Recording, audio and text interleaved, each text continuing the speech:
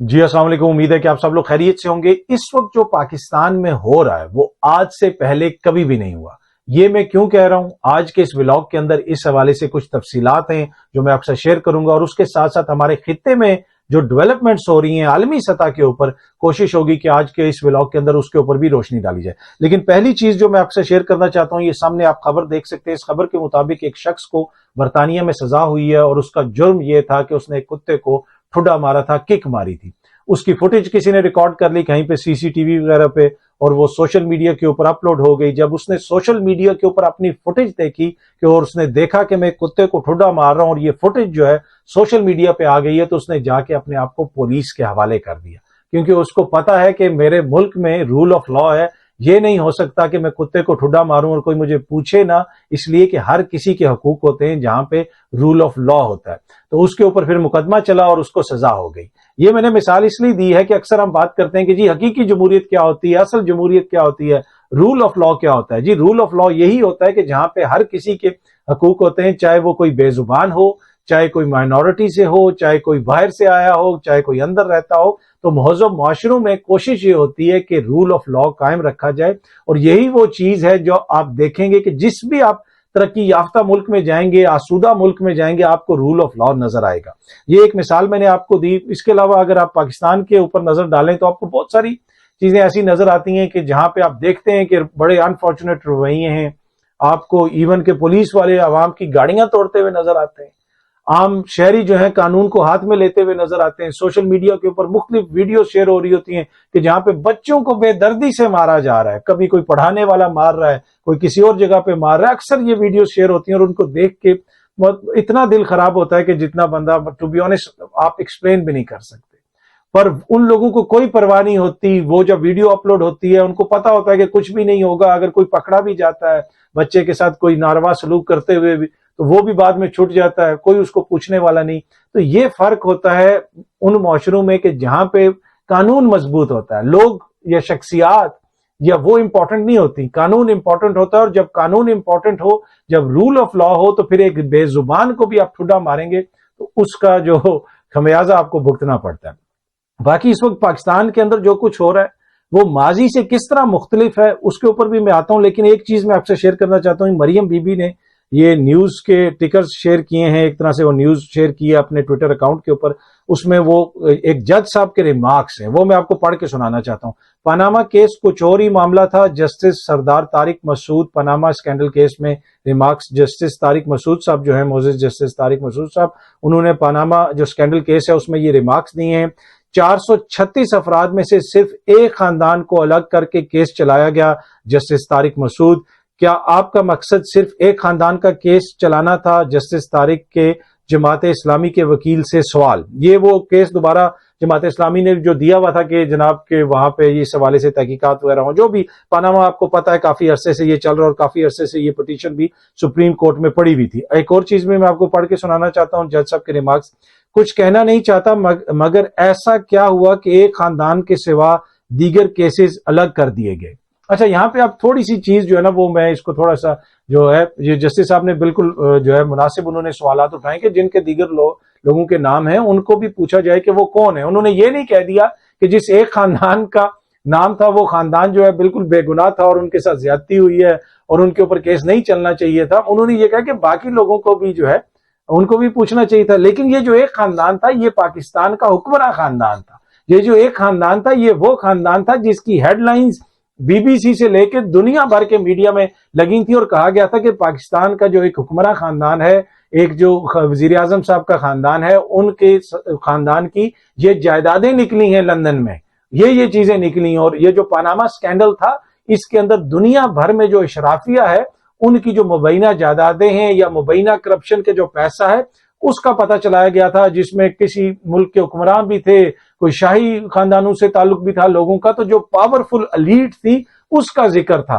तो ये जो एक खानदान था, ये एक खानदान कोई ऐसा नहीं था कि वो टोबा टेक सिंह में खानदान बैठा हुआ था और उनकी करियाना की स्टोर थी तो सिर्फ उसको पकड़ लिया गया, बाकी सबको नहीं। ये वो खानदान था जो मुल्क पे हुक्मरानी कर रहा था और कितनी दफा हुक्मरानी कर चुका था। इस वजह से ये खानदान बड़ा इंपॉर्टेंट था। ये चीज यहाँ पे वाजे करना बड़ा जरूरी है। बाकी जस्टिस साहब ने जो पॉइंट्स उठाए बिल्कुल ठीक है कि बाकी जो लोग हैं आप उनसे भी पूछें, लेकिन एक प्राइवेट सिटीजन में اور ایک وہ شخص جس کے پاس کئی ہزار ارب کا پاکستانیوں کا بجٹ ہوتا ہے, جو پاکستان کے خزانے پہ بیٹھتا ہے, اقتدار ہوتا ہے, اس میں فرق ہوتا ہے.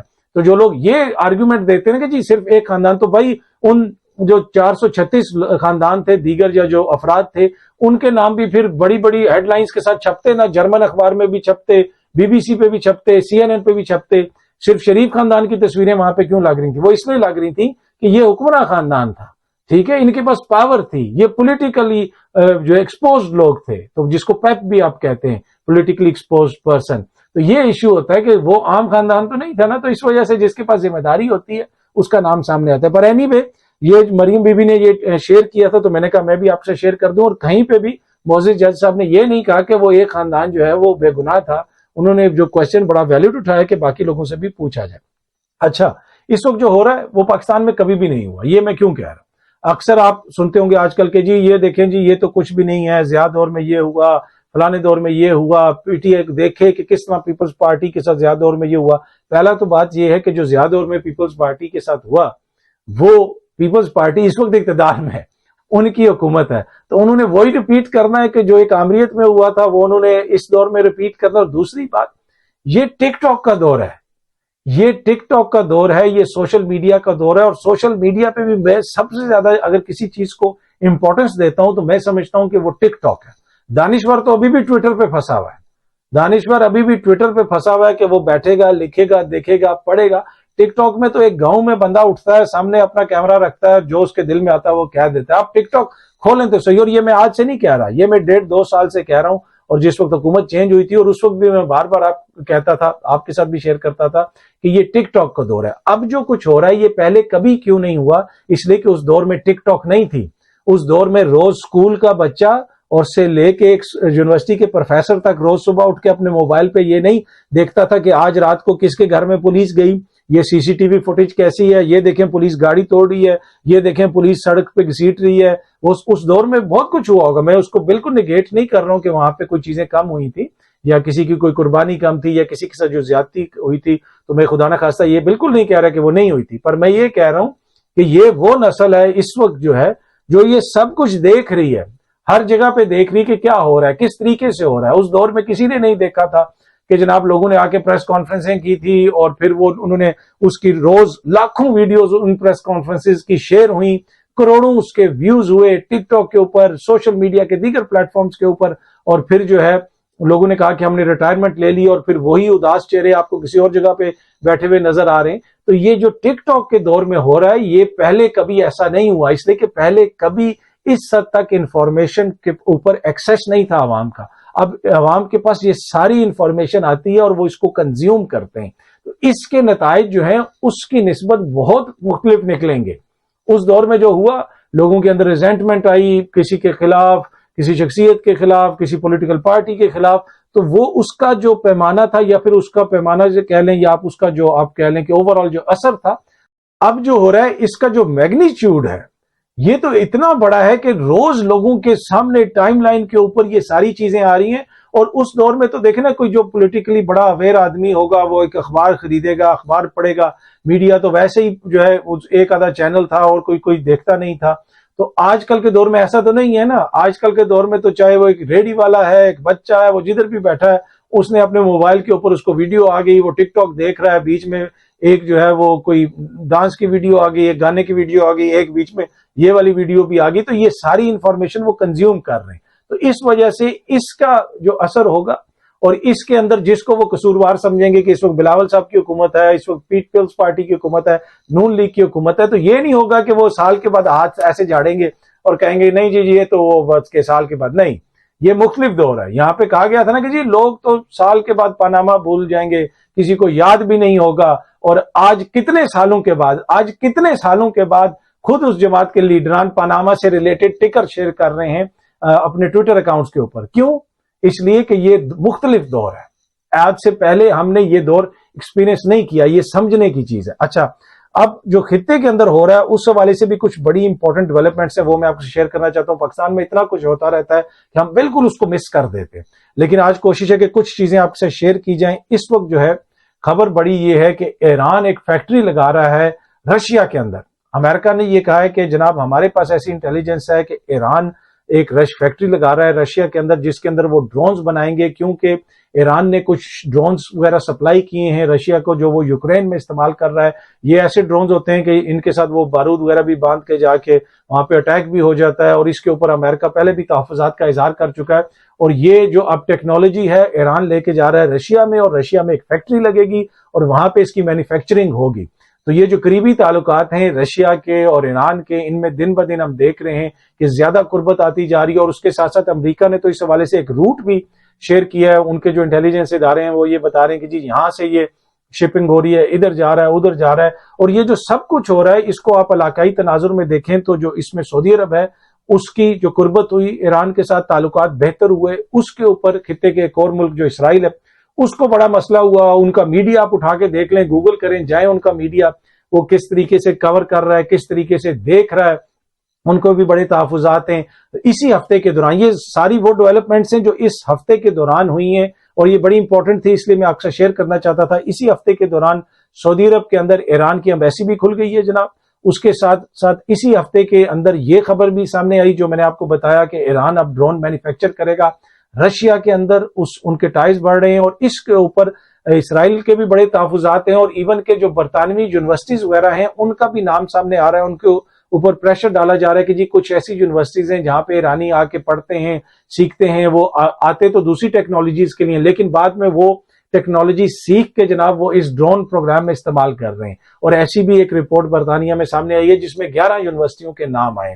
اب ہو سکتا ہے کہ وہ ٹیکنالوجی اس میں یوز کر رہے ہوں یا نہ کر رہے ہوں، لیکن عالمی سطح کے اوپر جو یہ نئے بلاکس بن رہے ہیں، جو نئی چیزیں سامنے آ رہی ہیں، اس میں ہر کوئی بڑا جٹری ہے۔ اور اس سارے عرصے میں جب یہاں پہ یہ بڑی بڑی چینجز ہو رہی ہیں، ہماری بدقسمتی یہ ہے کہ ہم لوگ پھنسے ہوئے ہیں اپنی مقامی سیاست کے اندر، ہمیں سمجھ ہی نہیں آ رہی کہ ملک کے اندر کیا ہو رہا ہے، ملک کے باہر کیا ہو رہا ہے۔ تو یہ سب کے لیے سوچنے کا مقام ہے۔ دوسری بات یہ ہے کہ جو رشیا اور چائنا کے تعلقات ہیں، اور چائنا کی وجہ سے ایران اور سعودی عرب کے تعلقات بہتر ہوئے، اور رشیا اور چائنا کے تعلقات کی آپ اندازہ لگا لیں کہ رواں ہفتے انہیں سی آف جاپان کے اوپر جوائنٹ جو ہے وہ ایئر فورس کی ایکسرسائزز کی ہیں، جس کے اوپر بھی امریکہ کو بڑے تحفظات تھے، اور اس کے اوپر پھر یہاں تک نوبت آ گئی ایک جگہ پہ کہ جو جاپان اور ساؤتھ کوریا نے بھی اپنے جہاز ہوا میں اڑائے، اور انہوں نے ایک طرح سے ان کو کنفرنٹ کرنے کی کوشش کی۔